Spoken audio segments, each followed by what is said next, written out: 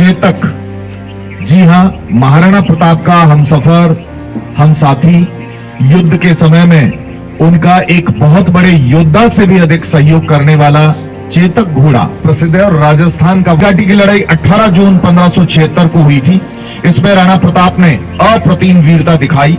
उनका भक्त सरदार झाला मान इसी युद्ध में वीर गति को प्राप्त हुआ। इस युद्ध के पश्चात राणा प्रताप को बड़ी कठिनाई का समय व्यतीत करना पड़ा और उन्हें जंगलों में रहना पड़ा, किंतु उन्होंने कभी साहस नहीं छोड़ा और अपने राज्य का अधिकांश मुगलों से वापस छीन लेने के लिए निरंतर प्रयासरत रहे। हल्दी घाटी राजपूताने की वह पावन बलिदान भूमि है जिसमें शौर्य और तेज की भव्य गाथा से इतिहास के पृष्ठ रंगे हुए हैं। भीलों का अपने देश और नरेश के लिए यह अमर बलिदान, राजपूत वीरों की वह तेजस्विता और महाराणा प्रताप का वह लोकोत्तर पराक्रम इतिहास के अंदर हमेशा प्रसिद्ध रहेगा। मेवाड़ के उष्ण रक्त ने श्रावण संवत 1633 विक्रम संवत में हल्दी घाटी का कण कण लाल कर दिया था। महाराणा प्रताप को उस युद्ध क्षेत्र की दुर्गम स्थिति से, शत्रु सेना के सामने से घायल होने के बावजूद भी चेतक उन्हें बहुत दूर तक लाया और फिर स्वामी से कहा, स्वामी अब मैं आपका साथ देने में असमर्थ हूँ, और अंत में उसने प्राण छोड़ दिए। प्रताप की तलवार से सलीम के कई अंगरक्षक मारे गए, और यदि प्रताप के भाले और सलीम के बीच में लोहे की मोटी चादर वाला हौदा नहीं होता तो अकबर अपने उत्तराधिकारी से हाथ खो बैठता। कितना बड़ा पराक्रम दिखाया गया था उस वीर योद्धा के द्वारा। राणा प्रताप के घोड़े चेतक ने अपने स्वामी की इच्छा को भांपकर पूरा प्रयास किया। लपक लपक कर जो है घोड़ा कूदते हुए दुश्मन तक जो है पहुंचाने में स्वामी की मदद करता रहा। हम इस बार भ्रमण कर रहे हैं राजस्थान के शौर्य, पराक्रम और वीरता के प्रतीक मेवाड़ क्षेत्र की, जिसकी गाथाएं हमने ऐतिहासिक पन्नों के माध्यम से अब तक सुनी है। हमने स्कूल एजुकेशन और उसके बाद कॉलेज एजुकेशन में इतिहास में बहुत सारी बातें सुनी। हमारे यहाँ के राजे महाराजाओं ने अपने शौर्य और पराक्रम से राजस्थान को विशेष दर्जा दिलवाया। हमारे यहाँ की संस्कृति सतरंगी संस्कृति है। हमारे यहाँ बहुत सारी बोलियां हैं। मुख्य रूप से राजस्थानी बोली के भीतर, राजस्थानी भाषा के भीतर बहुत सारी बोलियां हैं। आज हम मेवाड़ क्षेत्र के सबसे प्रसिद्ध स्थल हल्दी घाटी में उपस्थित हुए हैं। हल्दी घाटी अपने आप में हम सभी के लिए फख्र का विषय है कि यहाँ मुगल शासक अकबर के साथ महाराणा प्रताप के युद्ध का विशिष्ट वर्णन हमें यहां देखने को मिलता है। हमारी संस्कृति में हमने देखा है कि मनुष्यों की सूरवीरता के तो परचम हम सभी गाते हुए सुनते हैं, उनकी यश गाथाएं देखते हैं, लेकिन यहां एक ऐसा मूक प्राणी चेतक, जी हां, महाराणा प्रताप का हमसफर, हम साथी, युद्ध के समय में उनका एक बहुत बड़े योद्धा से भी अधिक सहयोग करने वाला चेतक घोड़ा बहुत बड़ा स्वामी भक्त था, और उस चेतक ने महाराणा प्रताप की शूरवीरता में और उनके युद्ध कौशल में उनका बहुत बड़ा योगदान दिया। हम उनकी चेतक की समाधि का दर्शन करके पहुंचे हैं हल्दी घाटी म्यूजियम। हल्दी घाटी के बारे में कुछ बातें हम आपको बताना चाहते हैं। भारतीय इतिहास में यह बहुत प्रसिद्ध है और राजस्थान का वह ऐतिहासिक स्थान है जहां महाराणा प्रताप ने अपनी मातृभूमि की लाज बचाए रखने के लिए असंख्य युद्ध लड़े और शौर्य का प्रदर्शन किया। हल्दी घाटी राजस्थान के उदयपुर जिले से 27 मील यानी लगभग 43 किलोमीटर उत्तर पश्चिम में एवं नाथद्वारा से 7 मील यानी लगभग 11 किलोमीटर पश्चिम में स्थित है। यह सम्राट अकबर की मुगल सेना और महाराणा प्रताप तथा उनकी सेना में 18 जून 1576 को जो भीषण युद्ध हुआ था उसका जीवंत प्रदर्शन करने वाला वह स्थान है। इस युद्ध में प्रताप के साथ कई योद्धा जो है वो शहीद हुए। हकीम खां सूर भी उसमें उपस्थित थे। इस युद्ध में राणा प्रताप का साथ स्थानीय भीलों ने दिया। यह युद्ध अपने आप में इसलिए भी जो है प्रसिद्ध है कि महाराणा प्रताप की सेना के साथ साथ यहाँ के जो निवासी भील समाज के योद्धा थे कहते हैं शूरवीर और बल और कौशल में उनकी बराबरी करने में अकबर की सेना के भी दांत खट्टे हो गए थे। यह इस युद्ध की मुख्य बात रही। मुगलों की ओर से राजा मानसिंह सेना का नेतृत्व कर रहे थे। उदयपुर से नाथद्वारा जाने वाली सड़क से कुछ दूर हटकर पहाड़ियों के बीच स्थित हल्दी घाटी इतिहास का वह प्रसिद्ध स्थल है जहां आप और हम सभी खड़े हैं, जहां 1576 ईस्वी में महाराणा प्रताप और मुगल बादशाह अकबर की सेनाओं के बीच घोर युद्ध हुआ। इस स्थान को गोगंदा भी कहा जाता है। अकबर के समय के राजपूत नरेशों ने मेवाड़ में महाराणा प्रताप ही एक ऐसे थे जिन्हें मुगल बादशाह की मैत्रीपूर्ण दास्ता पसंद नहीं थी। बाकी लगभग सारे राजपूत राजाओं ने मुगल सल्तनत की अधीनता स्वीकार कर ली थी और मैत्रीपूर्ण अधीनता स्वीकार की थी, यानी उनके दिल्ली सल्तनत के साथ मैत्रीपूर्ण संबंध थे, लेकिन नियंत्रण और पूरे कानून उनके संचालित हो रहे थे। महाराणा प्रताप इस प्रकार की चीजों को बर्दाश्त नहीं कर पाए और उन्होंने मुगल सल्तनत की दास्ता स्वीकार नहीं की, जिसके फलस्वरूप मानसिंह के भड़काने से अकबर ने स्वयं मानसिंह और सलीम, जिनको जहांगीर कहते हैं, की अध्यक्षता में मेवाड़ पर आक्रमण करने के लिए बहुत बड़ी सेना यहां भिजवाई। हल्दी घाटी की लड़ाई 18 जून 1576 को हुई थी। इसमें राणा प्रताप ने अप्रतिम वीरता दिखाई। उनका भक्त, परम भक्त सरदार झाला मान इसी युद्ध में वीर गति को प्राप्त हुआ। स्वयं प्रताप के दुर्घर्ष भाले से गजासीन सलीम बाल बाल बच गया। महाराणा प्रताप का जो भाला है, अभी हम म्यूजियम में जाएंगे, देखेंगे। भाला एक ऐसा अस्त्र शस्त्र है जिसको घोड़े पर सवार होते वक्त योद्धा अपने मुख्य हाथ में रखता है। जिसका बाएं हाथ के संचालन का अनुभव है वो बाएं हाथ में रखता है और जिसका दाएं हाथ का संचालन है वो दाएं हाथ के अंदर इस भाले को रखता है। तो जो अकबर का बेटा था सलीम, वो बाल बाल बच गया, किंतु प्रताप की छोटी सेना मुगलों की विशाल सेना के सामने अधिक सफल नहीं हो सकी और प्रताप अपने घायल किंतु बहादुर घोड़े पर युद्ध क्षेत्र से बाहर आ गए थे, जहां चेतक ने प्राण छोड़ दिए। हमने पीछे देखी जो घाटी थी बीच के अंदर जहां सड़क पर पुल बना हुआ है, उसी घाटी के अंदर बताया जाता है, इतिहासकार बताते हैं, वहां घोड़ा घायल हो गया और फिर आगे आते हुए घोड़े ने अपने प्राण न्योछावर कर दिए।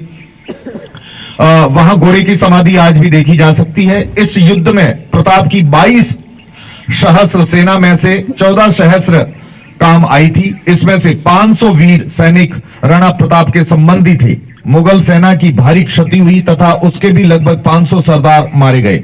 सलीम के साथ जो सेना आई थी उसके अलावा एक सेना वक्त पर सहायता के लिए सुरक्षित रखी गई थी और इस सेना द्वारा मुख्य सेना की हानि पूर्ति बराबर होती रही।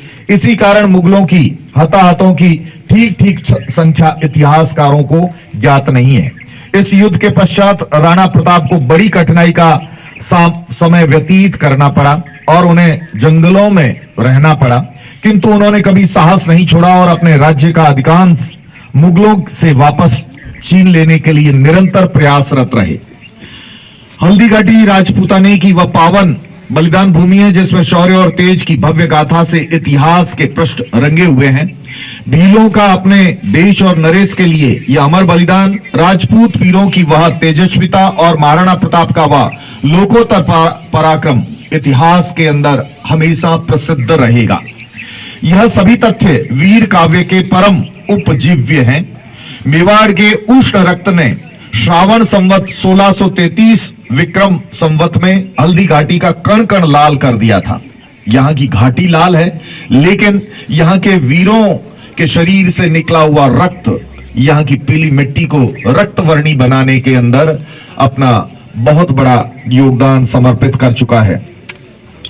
अपार शत्रु सेना के सम्मुख थोड़े से राजपूत और भील सैनिक कब तक टिकते। महाराणा प्रताप को पीछे हटना पड़ा और अपना प्रिय अश्वचेतक उन्होंने निरापद पहुंचाने में इतना श्रम किया कि अंत में वह सदा के लिए अपने स्वामी के चरणों में गिर गया। उन्होंने कहा महाराणा प्रताप को उस युद्ध क्षेत्र की दुर्गम स्थिति से शत्रु सेना के सामने से घायल होने के बावजूद भी चेतक उन्हें बहुत दूर तक लाया और फिर स्वामी से कहा, स्वामी अब मैं आपका साथ देने में असमर्थ हूं, और अंत में उसने प्राण छोड़ दिए। युद्ध की तैयारी को लेकर के हमारे यहाँ इतिहासकार बताते हैं। दिल्ली का उत्तराधिकारी शहजादा सलीम, बाद में बादशाह जहांगीर जो बना, मुगल सेना के साथ युद्ध के लिए चढ़ाया। उसके साथ राजा मानसिंह और सागर जी का जाति भ्रष्ट पुत्र मोहब्बत खां भी था। प्रताप ने अपने पर्वतों और 22,000 राजपूतों में विश्वास रखते हुए अकबर के पुत्र का सामना किया। अरावली के पश्चिम छोर तक शाही सेना को किसी भी प्रकार के विरोध का सामना नहीं करना पड़ा, परंतु इसके आगे का मार्ग प्रताप के नियंत्रण में था, इसलिए मुगल सेना के सामने ये मार्ग आसान नहीं था। प्रताप अपनी नई राजधानी के पश्चिम की ओर पहाड़ियों में आ डटे थे, जहां आप और हम सभी खड़े हैं। इस इलाके की लंबाई लगभग 80 मील यानी लगभग 128 किलोमीटर थी और इतनी ही चौड़ाई थी। सारा इलाका पर्वतों और वनों से घिरा हुआ था। बीच बीच में कई छोटी छोटी नदियां बहती थी। राजधानी की तरफ जाने वाले मार्ग इतने तंग और दुर्गम थे, बहुत संकरे रास्ते थे कि बड़ी कठिनाई से 2 गाड़ियां आ जा सकती थी। इस स्थान का नाम हल्दी घाटी है। इसके द्वार पर खड़े पर्वत को लांघकर उसमें प्रवेश करना, जहां आप और हमने देखा दर्रा, जहां दोनों साइड के अंदर पहाड़ थे और 2 गाड़ियां आमने सामने बहुत मुश्किल से आ पा रही थी, और उस समय तो ये और भी ज्यादा संकरा था।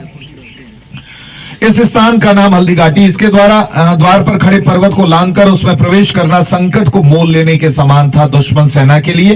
प्रताप के साथ विश्वासी भील लोग भी धनुष और बाण लेकर के डटे रहे। तत्कालीन समय में जो हथियार उनके पास थे, उसके अंदर सबसे ज्यादा काम आने वाले हथियार उनके पास थे धनुष और बाण। ये लेकर के वो साथ चले।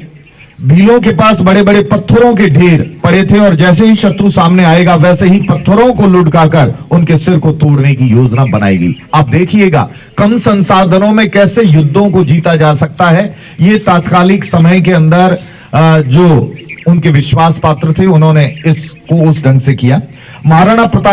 महाराणा उदय सिंह 1541 में राणा बने थे, और राणा बनने के कुछ समय के बाद ही अकबर की मुगल सेना ने मेवाड़ पर आक्रमण कर चित्तौड़ को घेर लिया।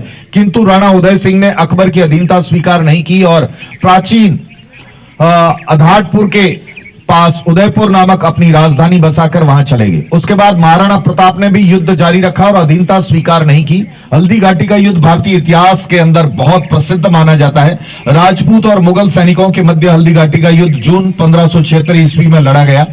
बादशाह अकबर ने मेवाड़ को पूर्ण रूप से जीतने के लिए राजा मानसिंह एवं आसफ खां के नेतृत्व में मुगल सेना को आक्रमण के लिए भेजा। दोनों सेनाओं के मध्य गोगुंडा के निकट अरावली पहाड़ी की हल्दी घाटी शाखा के मध्य युद्ध हुआ।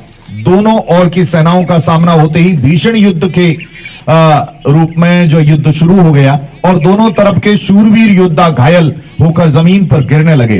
प्रताप अपने घोड़े चेतक पर सवार होकर द्रुत गति से शत्रु की सेना के भीतर पहुंच गए और राजपूतों के शत्रु मानसिंह को खोजने लगे। अब यहां जो युद्ध था वह अकबर के प्रतिनिधि के रूप में राजा मानसिंह और महाराणा प्रताप के बीच था। महाराणा प्रताप का सर्वाधिक गुस्सा था वो मानसिंह पर था। वो शत्रु सेना के बीच अपना चेतक लेकर के पहुंच गए और वहां खोजने लगे कि मानसिंह कहां है। वह तो नहीं मिले, परंतु प्रताप उस जगह पर पहुंच गए जहां सलीम अपने हाथी पर बैठा हुआ था। प्रताप की तलवार से सलीम के कई अंगरक्षक मारे गए, और यदि प्रताप के भाले और सलीम के बीच में लोहे की मोटी चादर वाला हौदा नहीं होता तो अकबर अपने उत्तराधिकारी से हाथ खो बैठता। कितना बड़ा पराक्रम दिखाया गया था उस वीर योद्धा के द्वारा।